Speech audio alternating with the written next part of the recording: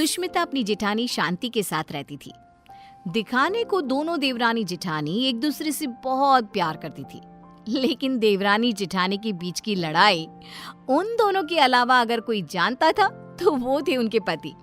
उन दोनों में हमेशा ही लड़ाई होती रहती थी, कभी खाने को लेकर तो कभी कपड़े को लेकर। ऐसे ही एक दिन सुष्मिता का पति वरुण अपनी पत्नी और अपनी भाभी शांति से कहता है, सुष्मिता भाभी और भैया, मैं सोच रहा था कि इस घर में एक नौकर रख लेते हैं, क्योंकि इस बड़े से घर में मेरी भाभी माँ और मेरी प्यारी पत्नी के अलावा और कोई नहीं रहता। इस घर की सफाई करने में इन दोनों का कितना समय बीत जाता है, ये हमारे लिए खाना कैसे बना पाएंगी। तो मैं सोच रहा हूँ कि इस घर में एक नौकर को ले आता हूँ। वरुण, आइडिया बुरा नहीं है, लेकिन इन दोनों का झगड़ा देखकर मुझे लगता है कि हमें 2 नौकर रखने चाहिए। भैया, इतना बजट कहाँ है कि हम 2 नौकर रख सके। अरे आजकल नौकर कितने महंगे हो गए हैं। ये बात तो है। ठीक है, फिर 1 नौकर रख लेते हैं। हाँ, इस घर में नौकर ले आओ, लेकिन 1 नहीं 2, क्योंकि जो नौकर मेरा काम करेगा, मैं नहीं चाहती कि वही नौकर मेरी जेठानी का भी नौकर बनकर रहे। हाँ, मैं भी नहीं चाहती कि मेरा नौकर तेरा काम करे। हाँ, तो कह दीजिए ना जेठ जी को कि आपके लिए भी नौकर ले आए वो। हाँ, मेरा पति मेरे लिए नौकर तो ले ही आएगा ना, क्यों नहीं लाएगा। इस तरह दोनों के बीच एक बार फिर से झगड़ा हो जाता है। ये देख वरुण और विक्रम उन दोनों की लड़ाई में ना पड़ते हुए अपने अपने काम पर निकल जाते हैं, और काम पर जाते जाते दोनों भाई आपस में एक दूसरे से बात करते हैं। भैया, अगर यही हाल रहा तो हम लोगों को कभी भी खाना समय पर नहीं मिलने वाला। हाँ, तुम सही कह रहे हो वरुण, इसलिए आज शाम को ही हमें एक नौकर का बंदोबस्त करना होगा। इस तरह विक्रम और वरुण अपने काम पर चले जाते हैं, तो वहीं दूसरी तरफ सुष्मिता और शांति की बहस होती रहती है। वो दोनों अपनी बहस में इतनी मगन हो जाती हैं कि उन दोनों को पता ही नहीं चलता कि कब समय बीत चुका है।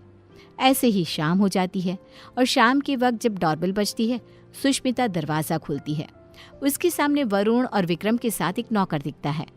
उस नौकर को देखकर सुष्मिता वरुण से कहती है, अरे वाह वरुण जी, आप तो आज सुबह नौकर की बात कर रहे थे, और देखो शाम को आप नौकर भी ले आए अपने साथ। पति हो तो ऐसा, वरना ना हो। सुष्मिता की बातें सुनकर शांति का गुस्सा 7वें आसमान पर पहुंच जाता है, जिसके बाद वो अपने पति के ऊपर चिल्लाते हुए कहती है, अजी आप क्यों नहीं लेकर आए? आपको दिखाई नहीं देता मैं कितनी थक जाती हूँ? अरे भाग्यवान, इस नौकर को मैं और वरुण हम दोनों ही लाए हैं। श्याम लाल किसी एक की चाकरी नहीं करेगा, बल्कि वो पूरे घर की सेवा करेगा। हाँ भैया, बिल्कुल ठीक कह रहे हैं। श्यामलाल, किचन ऊपर है, जाकर खाना बना दो। ठीक है साहब। श्यामलाल किचन में जा ही रहा था कि तभी शांति उसे रोकते हुए कहती है, अरे श्यामलाल, पहले तुम मेरा और विक्रम जी का खाना बना देना। इन दोनों को क्या है, इन दोनों का आराम से बनाते रहना, क्योंकि ये लेट नाइट्स होते हैं। ठीक है मैम साहब। अरे ऐसे कैसे? श्यामलाल, पहले तुम मेरा खाना बनाओगे। बेचारा श्यामलाल उन दोनों की बात में फंस जाता है। वो सर पर हाथ रखकर बैठ जाता है, क्योंकि उसे समझ में ही नहीं आ रहा था कि पहले किसका खाना बनाया जाए। ये देख अब विक्रम श्यामलाल का समय फिक्स कर देता है, और अपने समय अनुसार श्यामलाल अपना काम करता है।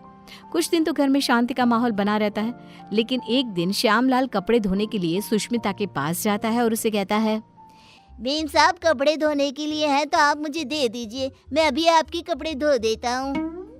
उसकी बात सुनकर शांति आती है और उसके ऊपर चिल्लाते हुए कहती है, श्यामलाल, तुम पहले मेरे कपड़े धोगे। अगर तुमने मेरे कपड़े नहीं धोए तो मैं तुम्हें नौकरी से निकाल दूंगी। जी, नाम तो आपका शांति है, लेकिन आपके अंदर ना शांति नहीं है बिल्कुल भी।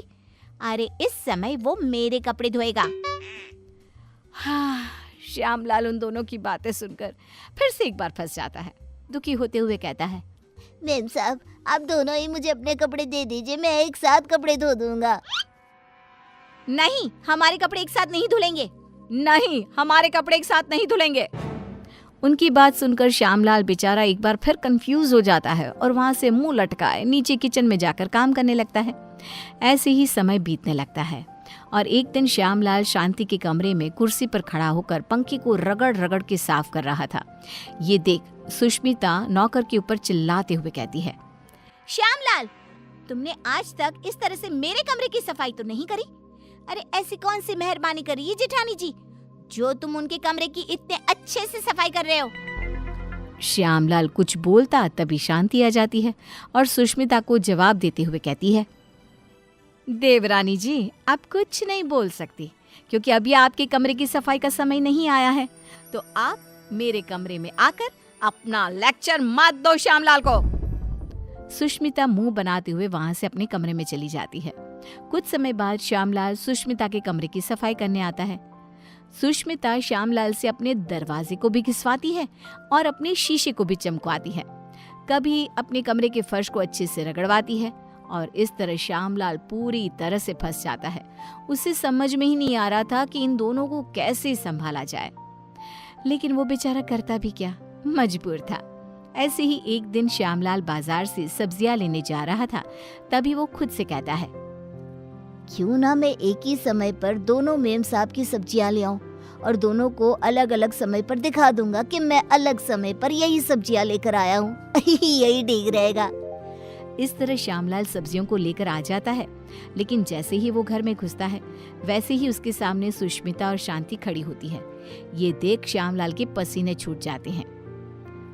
ये देखकर सुष्मिता कहती है, क्यों श्यामलाल, तुम्हारे पसीने क्यों छूट रहे हैं? तुमने कोई गलत काम किया है क्या? श्यामलाल, मैंने कितनी बार मना किया था कि इसके काम के साथ मेरा काम नहीं करना, लेकिन तुमने फिर से वही किया ना जो तुम्हें नहीं करना था। इस तरह दोनों अब श्यामलाल को खरी खोटी सुनाने लगती है और इतना सुनने के बाद कोई नौकर उनके घर में काम कर ले, ऐसा तो हो ही नहीं सकता। इसलिए श्यामलाल ने जवाब देते हुए उन दोनों से कहा, मेम साहब माफ करना, लेकिन मैं आपके घर में और काम नहीं कर सकता क्योंकि एक ही काम दो बार करना बड़ा ही मुश्किल हो जाता है। अरे तो क्या तुम उसके पैसे नहीं ले रहे हो? उसकी ये बात सुनकर बेचारा श्यामलाल चुप हो जाता है और ना चाहते हुए भी उन दोनों का काम करना पड़ता है। अलग अलग समय पर एक ही काम 2 बार करता हुआ खुद को देख वो बहुत परेशान होता रहता है। परेशान होकर विक्रम और वरुण के पास जाता है और कहता है, साहब मैं और काम नहीं कर सकता, यहाँ एक ही काम 2 बार करना पड़ता है। अरे एक काम अगर कोई 2 बार करेगा तो परेशानी हो जाएगा ना, इसलिए मैंने अब ठान लिया है कि इतने कम पैसों में मैं नहीं काम करने वाला।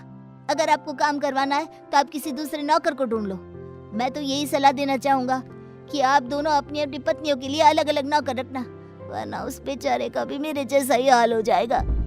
इतना कहकर श्यामलाल उनकी नौकरी उनको ही सौंप कर चला जाता है। इस तरह बेचारे वरुण और विक्रम परेशान हो जाते हैं। कुछ समय बाद उन दोनों की पत्नियां हॉल में आती है और अपने पतियों से कहती है, अरे श्यामलाल कहाँ है? अरे श्यामलाल कहाँ है? दोनों भाई एक दूसरे की तरफ देखते हैं और कहते हैं, वो काम छोड़कर चला गया। तुम दोनों ने उसके नाक में दम कर रखा था। अच्छा, तो हम लोगों ने उसके नाक में दम कर रखा था तो तुमने उसको निकाल दिया ना, तो अब इस घर का काम तुम लोग ही करोगे। हाँ, मेरी देवरानी बिल्कुल सही कह रही है, अब इस पूरे घर का काम तुम लोगों को ही करना होगा। इतना कहकर दोनों देवरानी जिठानी चली जाती हैं। अब बेचारे वरुण और विक्रम दोनों को ही घर का काम करना पड़ता है। घर की सफाई, कपड़े धोते, बर्तन धोते और खाना बनाने के बाद बेचारे दोनों ऑफिस जाते।